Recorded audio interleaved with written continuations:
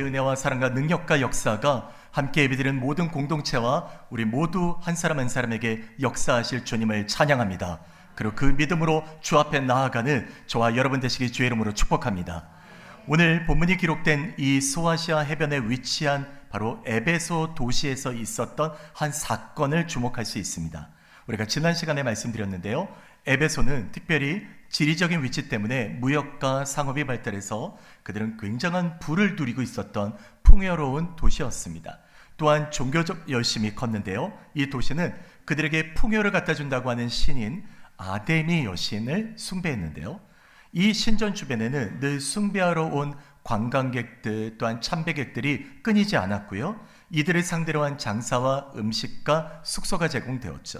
심지어 그들의 제사 때마다 그 여사제들의 음란한 행위로 유명하기도 했는데요, 어떤 글을 보니까 당시 아데미 여신을 위한 축제의 일부분을 이렇게 말합니다. 이 신전에서의 여신을 숭배하는 모습은 기묘하고 황홀하고 광적인 곳으로 고함소리와 울음소리를 동반한다. 나팔이 울리면서 분향을 시작하게 되면 군중들은 흥분과 발광으로 날뛴다. 게다가 음탕하고 수치스러운 일들을 서슴지 않고 행했다.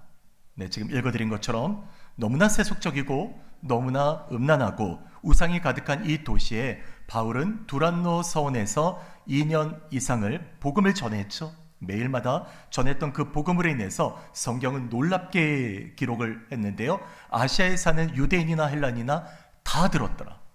그 전해진 복음을 다 들었다라고 말씀합니다. 심지어 사람들은 바울이 갖고 있던 손수건이나 앞치마를 병든 자들에게 갖다 댔더니 낫는 역사가 있었고요, 또한 귀신 들린 자들에게 갖다 대었을 때 놀랍게 치유받는 역사도 일어납니다.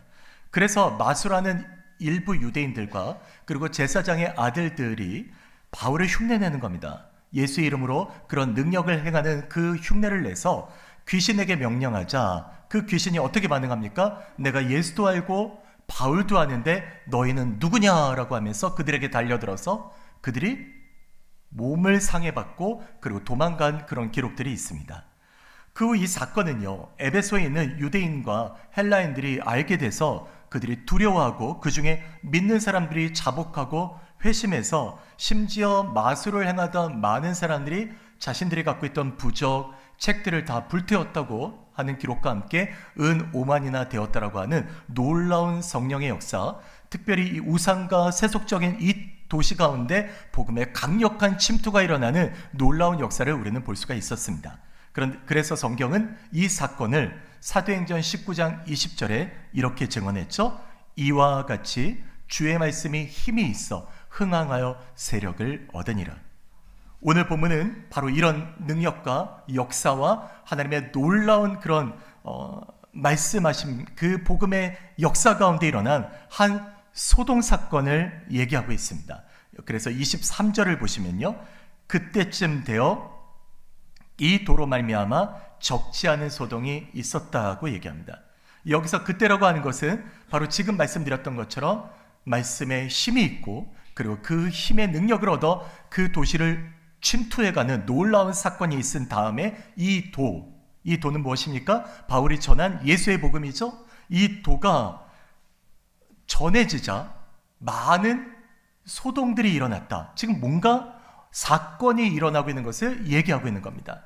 바로 이 지점에서 이 사건의 소동을 일으킨 바로 그의 이름과 직업이 공개됩니다. 자, 24절을 보실까요? 우리 구절은 같이 한번 읽겠습니다. 즉 데메드리오라 하는 모형을 만들어 직공들에게, 네, 여기 데메드리오라는 사람의 이름이 기록되는데요, 그가 은장색이라고 하는 것은 은을 가지고 세공하는 사람을 얘기합니다. 그가 특별히 그 중에서 아데미의 신상 모형을 만들었다고 얘기하죠. 자, 다른 말로 하면 어떤 사업체가 있습니다. 그 사업체에서 어떤 물건을 파는데 그 물건들에서 굉장히 수입이 좋았던 겁니다. 그래서 직공들에게도, 그러니까 오너가 있고 그 밑에 있는 직원들에게도 적지 않은 벌이가 있었다. 다시 말하면 종업원이 이 정도 벌 정도면 데메드리오는 엄청난 부를 누릴 수 있었던 그런 거부였다는 것을 우리가 간접적으로 볼 수가 있죠. 바로 이 데메드리오가 자기가 데리고 있던 직공들과 그리고 같은 업종에 있는 사람들을 선동합니다. 선동해서 사람들을 불러 모아 다음과 같은 일을 일으키는 겁니다. 29절을 보시면 바울과 같이 다니던 마게도냐 사람 가이오와 아리스타고라는 사람을 붙들어서 연극장으로 끌고 가서 그걸 보면서 사람들이 한꺼번에 몰려가는 것을 볼 수가 있는 거죠. 자, 이 구절에서 존 스토트가 쓴 이 사도행전 주석을 보니까 그가 이 연극장에 대해서 좀 구체적으로 이런 표현을 했더라고요. 직경이 거의 152m로서 적어도 2만 5천 명 정도 수용할 수 있는 장소였다. 자, 물론 그의 기록이지만 보면 어마어마한 걸 알 수가 있죠. 그리고 여기서 온 시내가 요란하다라고 표현되어 있는데 이걸 원어로 보니까요, 도시가 폭동과 소란을 일으켜서 큰 혼란에 빠졌다라는 얘기입니다. 자, 사람들이 몰려들었습니다. 어마어마한 사람들이 연극장을 향해서 달려들어갑니다. 그래서 그 두 사람을 중심으로 해서 뒤로 밀고 앞으로 밀고, 그리고 수많은 사람들이 거기 안으로 들어가서 큰 소동이 일어나고 폭동이 일어나는 걸 볼 수가 있죠. 자, 그렇다면 데메드리오는 이 사람들과 함께 왜 이런 소동을 일으켰을까요? 그 이유가 있어야 되죠. 그 이유 명분이 중요합니다. 자, 그것이 바로 사도행전 19장 26절에서 27절까지 기록됐는데요. 자, 26절을 먼저 보시면 이 바울이 에베소뿐 아니라 거의 전 아시아를 통하여 수많은 사람을 권유하여 말하되 사람의 손으로 만든 것들은 신이 아니라 하니 이는 그대들도 보고 들은 것이라 라고 하죠. 자, 이 구절을 보니까 이 도시가 폭동과 같은 혼란에 빠지게 된 것이 원인 제공자가 바울이야 라고 하는 건데요. 그가 수많은 사람들에게 사람의 손으로 만든 것은 신이 아니라고 했다는 거예요. 그러니까 이 말은 실제로 맞는 말입니다. 예, 팩트입니다. 바울은요, 틀린 말을 한 게 아닙니다. 그 말을 그대로 전하고 있는 거예요. 그리고 이 말은요, 모두가 알고 있는 말입니다. 그리고 27절로 가서요, 우리의 이 영업이 천하여질 위험이 있을 뿐 아니라 큰 여신 아데미의 신전도 무시당하게 되고 온 아시아와 천하가 위하는 그의 위엄도 떨어질까 하노라 하더라. 자, 여기가 중요합니다.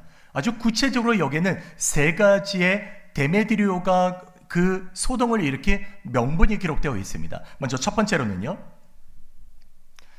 데메드리오가 세웠던 명분은 이 영업이 천하여진다라는 거예요. 자, 이 말은 쉽게 말하면 돈을 못 벌게 됐다는 겁니다. 영업이 천해지니까 장사가 안 된다는 거예요. 뱅크럽하게 됐단 말입니다. 사람들이 또 손으로 만든 것은 신이 아니라 하니까 데메드리오가 은으로 손으로 만들어서 그가 사람들에게 사업하던 사람이잖아요. 그러니까 그게 신이 아니라고 하니까 사람들을 불신하게 만들고 자기 수입이 줄어들게 되고, 그러니까 분노하게 되는 거죠. 한 10만 불 정도 버는 사람이 10,000불, 20,000불로 떨어졌다고 해보십시오. 그러면 어떻게 될까요? 많이 흥분하겠죠. 그것도 누군가로부터 그런 일을 당하면 분노하게 되는 게 맞습니다. 둘째, 그의 명분은요, 큰 여신 아데미 신전이 무시당하게 됐다요. 무시당하게 됐다. 이 말은요, 에베소 시민들에게는 꽤나 위협적인 말이었을 거예요. 그들의 입장에서 데메드리오의 말을 한번 생각해 보십시오. 바울이 사람의 손으로 만든 것은 신이 아니야 라고 하니까 당연히 아데미의 신전도 손으로 만든 거잖아요.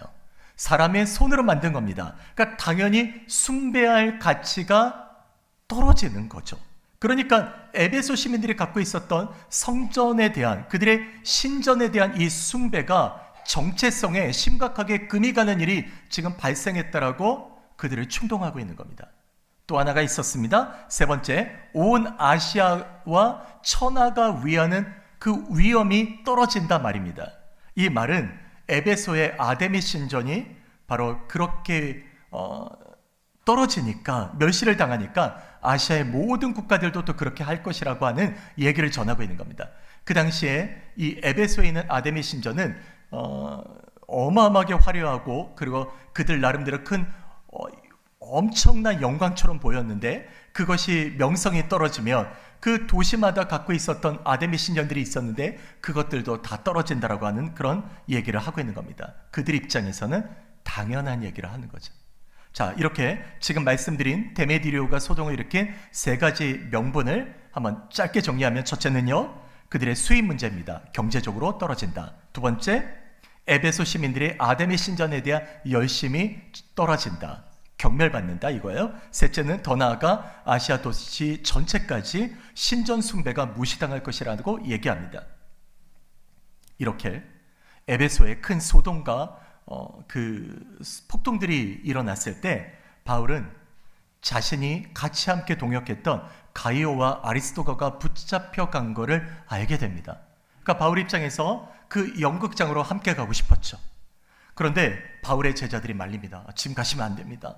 사람들이 너무 험상궂게, 너무 험하게 지금 위험한 상황에 있습니다. 또 바울이 그동안에 2년 이상을 에베소에서 사역했기 때문에 거기에 제법 관리들을 많이 알고 있었는데 그 관리들조차 바울을 말립니다. 그러니까 이 연극장으로 바울은 들어갈 수가 없었습니다. 그러나 연극장의 소동은 계속되었죠.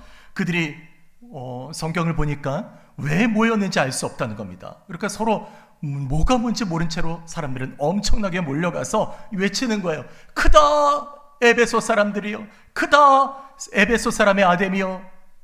엄청난 소리로 2시간 이상이나 군중들의 외침이 이렇게 서로가 함께 어울려져서 그 도시를 들썩들썩거리게 한 겁니다.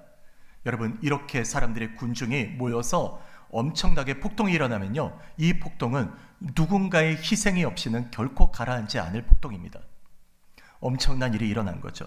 그런데 매우 흥미로운 일이 일어나요. 매우 재밌는 일이 일어납니다. 바로 그것은요, 결코 가라앉을 것 같지 않은 이 소동이 놀랍게도 잠잠해진 겁니다. 본문의 35절부터 41절까지가 그 내용인데요, 너무 중요한 부분이라서 다시 한번 생각해보며 교독하도록 하겠습니다. 제가 먼저 35절 읽겠습니다. 서기장이 무리를 진정시키고 이르되 에베소 사람들아, 에베소시가 큰 아데미와 제우스에게서 내려온 우상의 신전지기가 된지를 누가 알지 못하겠느냐?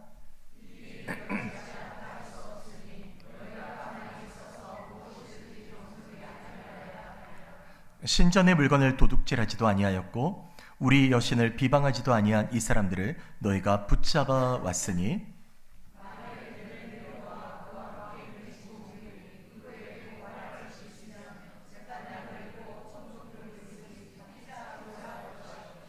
만일 그 외에 무엇을 원하면 정식으로 민회에서 결정할지라.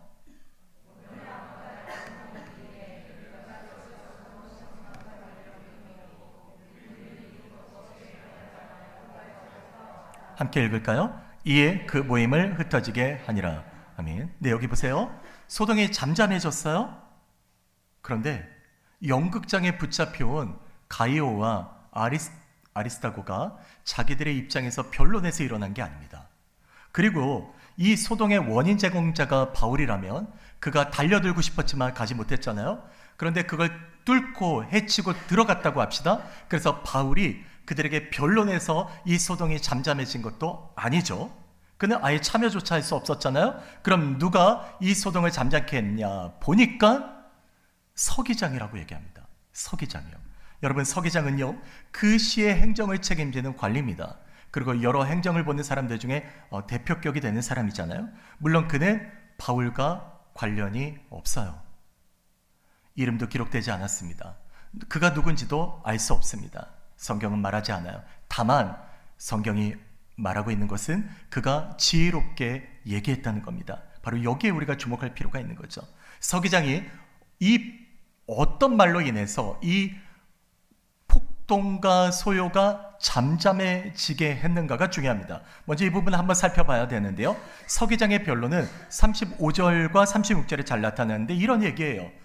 에베소 사람들이요, 에베소시가 아데미 신전을 모시는 신전지기인 줄을 너희들이 다 알고 있지 않냐? 자, 여기서 이 신전지기라는 말은 무엇이냐면 당시 에베소만 아데미 신전을 숭배하던 도시가 아니에요. 아데미 신은요, 많은 도시들에서 이 소아시아나 다른 그 동시에 고대 근동 이 모든 지역에서 많은 사람들이 숭배하던 그런 신전입니다. 풍요를 갖다주는, 바알도 숭배되고 아데미도 숭배되던 로마의 모든 그런 곳에도 있었던 신들입니다. 그런데 에베소는 특별히 신전지기라는 거예요. 그러니까 얼마나 크게 숭배했는지를 알 수가 있는 거죠. 자, 그걸 안다는 거예요. 그러니까 이 신전이 무시당할 이유가 없다. 아시아 천하의 모든 사람들이 위험이 떨어졌다라고 얘기하는데 아니야. 결코 아니라고 얘기하는 겁니다. 또 서기장의 변론은 37절에 아주 중요한 포인트를 짚고 있는데요. 붙잡혀온 가이오와 아리스다고에 대해서 얘기하는 거예요. 이렇게 얘기하죠. 그들이 신전에 있는 물건을 도둑질하지 않았잖아. 그러니까 너희들이 비방하고 붙들어올 이유가 없잖아. 그렇다면 너희들이 고발할 일이 있으면 법에 호소해야 된다. 이 말이 어떤 의미냐면 에베소 시민들은요, 그 당시에 법에 대해서는 자부심을 갖고 있는 사람들이에요. 그러니까 데메드리오가 내세운 명분은 옳지 않다고 얘기하는 것이고 이 집회는 무효라고 선언하고 있는 겁니다. 자, 여러분, 이 도시의 행정관이 이 서기장이요, 에베소 시민들에게 그리고 데메드리오와 직공들에게 아주 직접적으로 말하고 있습니다. 너희들이 고발할 것이 있으면 재판도 있지 않냐. 총독들에게 고소하고 결국 그렇게 하라고. 그들이 한 일은 불법이라고 얘기하는 거예요. 그러니까 해산시켜서 돌아가게 한 것입니다. 자, 그렇다면요, 이 소동 사건에서 결국은 이렇게 해산할 수밖에 없는 이 불법 집회를 데메드리오는 왜 선동했을까요? 실제 이 데메드리오는 그 도시의 유력한 부자였지 않습니까? 그렇기 때문에 그는 법을 잘 알고 있었을 겁니다. 사업을 하려면 법을 잘 알아야 되죠. 그러니까 그는 모를 리가 없습니다. 그런데 왜 그는 이 소동을 일으키고 있나 말이죠. 여러분, 그에 대한 답은요, 이 서기장이 데메드리오가 내세운 이 명분 중에서 그가 첫 번째 내세운 명분에 대해서는 답하지 않았는데 바로 거기에 답이 있습니다. 자, 27절의 앞부분을 보십시오. 우리의 이 영업이 천하여절 위험이 있을 뿐 아니라. 이게 데메드리오의 명분이에요. 뭐예요? 돈이 떨어진 거죠. 수입 막힌 겁니다. 뱅크럽하게 된 거예요. 그래서 그는 분노하게 됐다는 겁니다. 바로 여기에 데메드리오의 속마음이 있는 겁니다. 자기들이 수입이 없어지니까 자기들이 못 살게 됐단 말이야. 그러니까 두 번째, 세 번째 그들이 거대한 얘기들을 해가지고 사람들을 선동했지만 결국 그들의 속마음은 여기에 있는 겁니다. 여러분, 아데미 신전에 대한 얘기는요, 에베소 시민들의 자긍심 따위는 그의 관심이 아니었어요. 데메드리오의 관심이 아니에요. 그는 오직 자기의 재산에 손실을 입은 것에 대해만 분노한 겁니다. 그리고 그와 함께 일하는 사람들도 수입이 떨어졌잖아요. 그러니까 그 돈에 관련된 사람들이 함께 묶여가지고 우리가 다 망하게 됐단 말이야. 그러니까 에베소 소동을 일으켰던 진짜 이유가 바로 여기에 있는 겁니다.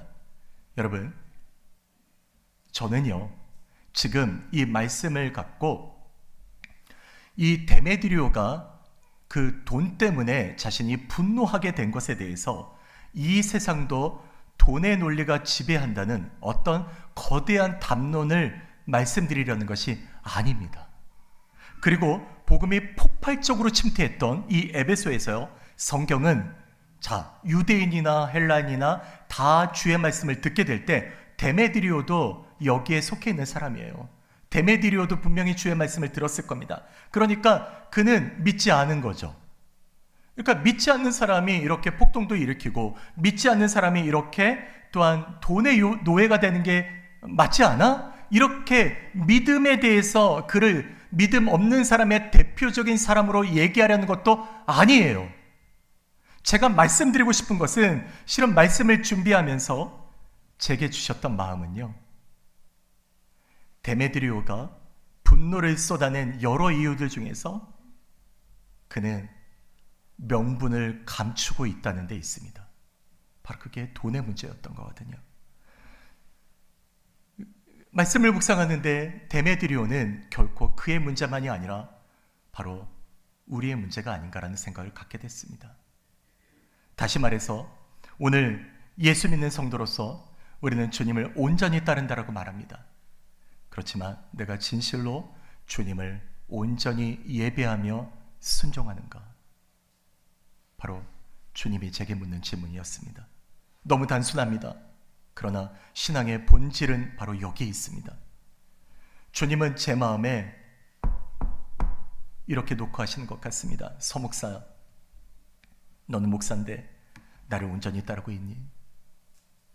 네가 하는 일이 안 되고 힘들다고 할 때 너는 핑계대고 있지 않니? 저는 이 무릎 앞에 말씀을 더 이상 진행할 수 없었고 잠시 내려놓고 기도하는 시간을 가졌습니다. 목회 현장에서 힘든 일이 있을 때, 어떤 문제로 인해서 일이 잘 안 되고 어려울 때 어떤 명분을 만들어서 내가 회피하고 싶었던 것은 아닌가? 돈이 없다는 이유, 능력이 안 된다는 이유, 그리고 내가 할 수 없다는 이유, 바로 그런 이유들을 만들어서 미루고 포기하고 멈춰 있었던 것은 아닌가 말이죠. 때론 내 마음처럼 따라주는 사람이 없다고, 함께 뛸 동역자가 없다고 내가 또한 사람에 대한 불평을 갖고 있는 것은 아니었을까? 내 안에 나는 이것 때문에 저것 때문에 힘들다고 말하고 있는 것은 아니었나? 주님은 제게 묻고 계셨습니다. 오래전인데요, 어느 토요일 밤이었습니다. 그때 저희 막내 민주가 평소에 잘 안 하던 아이가 전화를 제게 해요. 전화가 걸려왔습니다. 아빠 뭐해? 응, 교회에 있어. 그럼 교회에서 뭐 하고 있어? 내일 예배 준비하고 있어. 설교 준비하고 있어. 그러니까 민주가 이렇게 얘기해요. 언제 와? 나 자야 되는데. 그래서 제가 민주한테 아빠가 오늘 민주가 자는 거 못 보고 잔 다음에 갈 거야 라고, 아마 그렇게 될 거라고 얘기를 했습니다. 그랬더니 아이가 갑자기 그래? 아빠 사랑해 하더라고요. 그래서 저도 사랑해 하고 전화를 끊었습니다. 근데 전화를 끊고 나니까 제 마음의 가슴이 뭉클했어요. 아빠 사랑해. 비록 마주하면서 얘기하지 못했지만 전화 너머로 들려왔던 딸이 사랑한다는 그 말이 제 마음을 울렸습니다. 그 이유는 하나님이 우리에게 이렇게 말하고 계시니까요. 하나님이 우리 모두에게 이렇게 말씀하십니다. 요한일서 4장 10절을 보십시오. 사랑은 여기 있으니 우리가 하나님을 사랑한 것이 아니요 하나님이 우리를 사랑하사 우리 죄를 속하기 위하여 화목제물로 그 아들을 보내셨습니다. 여러분, 이 구절은요, 죄인일 수밖에 없는 우리가, 하나님께서 우리가 어떻게 하나님을 사랑할 수 있겠어요? 그런데 우리가 하나님을 사랑한 게 아니라 당신의 아들을 죽기까지 제물에 내어주시고 우리를 사랑하셨다라고 얘기합니다. 그런데 생각해 보세요. 하나님이 우리를 사랑하시는데, 여러분, 하나님이 우리를 사랑하시는 명분이 있나요? 없잖아요. 우리가 뭘 잘해서요? 우리가 뭐가 예뻐서요? 우리가 뭘 헌신한다고요? 뭐 봉사한다고 해서 우리를 사랑하십니까? 아니지 않습니까? 하나님은 그냥 우리 존재 자체를 사랑하십니다. 당신의 사랑이시니까요. 그래서 그걸 내어주셨고 십자가에 죽기까지 우리에게 자신을 전부를 주신 그 하나님은 어떤 이유가 있어 우리를 사랑하신 것이 아니라 그냥 우리를 사랑하신 거죠. 하나님이 우리를 사랑하신다는 이 사실은요, 어떤 존재적 사실보다 이 존재적 사실은 더 이보다 큰 것은 없습니다. 그런데 여러분, 하나님이 이렇게 우리를 사랑하시는데 우리는 여전히 이유가 있어요. 여전히 명분이 필요합니다. 주님을 사랑하는데 조건을 갖고 가는 건 아닌가요? 이것 응답하시면, 저것 응답하시면 너무나 많은 이유가 되고 너무나 많은 핑계가 되고 너무나 많은 명분이 있어서 내 기준에 맞춰서 예배드리고 내 기준에 맞춰서 평가하고 내 기준에 맞춰서 마음에 들면 좋은 거고 내 기준에 맞춰서 마음에 들지 않으면 이건 예배도 아니고 이거는 아무것도 아니라고 그렇게 평가하고 살아가는 게 아닌가. 내 기준에 맞춘 섬김, 내 기준에 맞춘 헌신, 내 기준에 맞춘, 그래서 주님과 적당한 거리만 유지하고 살아가는 그런 신앙에는 아닌가 말이죠. 여러분, 오늘 주님이 우리에게 주시는 말씀은 여기에 있습니다. 오늘 저와 여러분 안에 하나님을 사랑하고 섬기는 것 쉬운 건 아닙니다. 어려운 일입니다. 내 능력이 부족하고 내가 연약하다고 말할 수 있습니다. 주님을 섬기는데 돈이 없다고도 말할 수 있습니다. 저 사람이 나한테 상처 주고요, 저 사람이 나한테 힘들게 했다라고 말할 수도 있습니다. 그래서 싫어요라고 얘기할 수도 있어요. 그러나 주님이 우리를 사랑하시는 것은 어떤 이유가 없었다는 사실은 분명합니다. 그냥 단지 우리를 사랑하실 뿐이에요. 단지 우리를 사랑하실 뿐입니다. 지난 목요일부터 다니엘 특세가 시작되었습니다. 첫날 예배를 마치고 사무실에서 그 다음을 준비하면서 앉아있을 때 아내에게 전화가 걸려왔습니다. 항상 이렇게 일찍 전화가 올 때는 제 마음이 불안하기 시작하는 거예요. 여러 가지 얘기를 했습니다. 여러 가지 얘기를. 아내가 그런데 이런 말을 던집니다. 당신 이번 특별 새벽임에 목숨 걸고 준비했어? 제가 요 정도 톤으로 얘기했잖아요. 아내의 톤은 이거보다 높아요. 정말 특세 준비하면서 목숨 걸고 했냐고 얘기하는데 그 격양된 목소리가요, 제게 비수같이 왔습니다. 저는 그 말에 답을 할 수가 없었습니다. 내가 정말 이 예배를 목숨 걸고 준비했나? 내가 이 한 예배를 위해서 나의 삶을 붙들였나? 특세를 시작하면서 성도들의 그 간절한 그 기도가, 그리고 그걸 위해서 잠을 깨우고 새벽에 나왔는데 내가 성도들 한 명 한 명을 위해서 내가 간절한 마음으로 내가 말씀을 준비했는가? 내가 한 사람 한 사람을 위해서 내가 진실로 그분들을 붙들고 이 일을 감당하고 있는가? 사랑하는 여러분, 분명 아내의 질문은 제게 주님과의 관계를 본질적으로 돌아보게 하는 질문이었습니다. 여러분, 주님은 우리를 위해 생명 걸고 사랑하셨어요. 그렇죠? 그렇다면 우리는 주님께 어떤 삶을 드리고 있습니까? 주님이니까 다 이해하실 거야, 다 괜찮을 거야, 이 핑계대고 저 핑계대고 우린 나름대로 각자의 명분을 가지고 주님과 적당한 거리를 유지하고 살고 있는 건 아니에요? 여러분, 그렇지 않습니까? 그렇다면 오늘 이 시간 우리 모두가 함께 말씀 앞에서 돌아보는 시간이 되기를 소망합니다. 말씀을 정리할까 합니다. 흙을 빚어 그릇을 만드는 토기장이는 흙을 갖고 자신이 원하는 대로 할 수 있는 권한이 있어요. 마음에 들지 않으면 깨뜨리기도 합니다. 내가 원하는 작품이 나오지 않으면 버리기도 합니다. 이게 토기장이의 권한이죠. 진실로 주님은 우리의 토기장이십니다. 우리는 주님이 빚어가는 흙일 뿐이에요. 진흙 같은 존재죠. 그런데 여전히 주님이 이끄시는 대로 순종하지 않고 내 이유가 있고 내 명분이 있고 내 생각이 있고 내 욕심대로 산다면 주님 깨뜨리고 싶지 않으시겠어요? 버리고 싶지 않으시겠습니까? 주님 앞에 내가 주님 토기장이시고 내가 지능이라고 내가 그렇게 고백한다면 주님이 우리의 어떤 명분이나 어떤 생각이나 어떤 가치관보다 더 중요한 건 주님의 뜻인데 그 주님의 뜻에 우리가 순종하고 나가기로 결단해야 되지 않겠습니까? 여러분 안에 여러 가지 어떤 이유들이 있는지 저는 알 수 없습니다. 근데 아내가 제게 던졌던 당신 목숨 걸고 준비했냐고 할 때 그 질문은 제 안에 그래, 내가 주님을 위해 내가 목숨 걸고 내가 이 시간을 준비해야지. 한 영혼이라도 이 말씀 앞에 함께 할 수 있다면 내가 그렇게 가야지. 다시 한번 저도 돌아봤고요. 오늘 이 시간에 우리가 갖고 있는 여러 가지 명분들 내려놓고 주님 앞에 나가고 싶어요. 주님 앞에 드립시다. 오늘 주님, 나는 진흙이 오니 주님의 뜻대로 나를 빚어주시고 주님의 원하는 그릇으로 우리를 사용하여 주세요. 주님, 그렇게 해주세요. 우리 그렇게 나가고 싶습니다. 사랑하는 여러분, 이 시간 나의 의지와 나의 생각과 나의 뜻이 아니라 주의 말씀이 주님의 뜻이 우리에게 임하시도록 우리 한번 합심해서 함께 이 시간 기도하고 싶습니다. 함께 기도할까요? 우린 넘어지기도 하고 또한 실수하기도 하며 자꾸 멀리 가려고 합니다. 주님의 뜻과 멀어져 있는 우리의 모습입니다.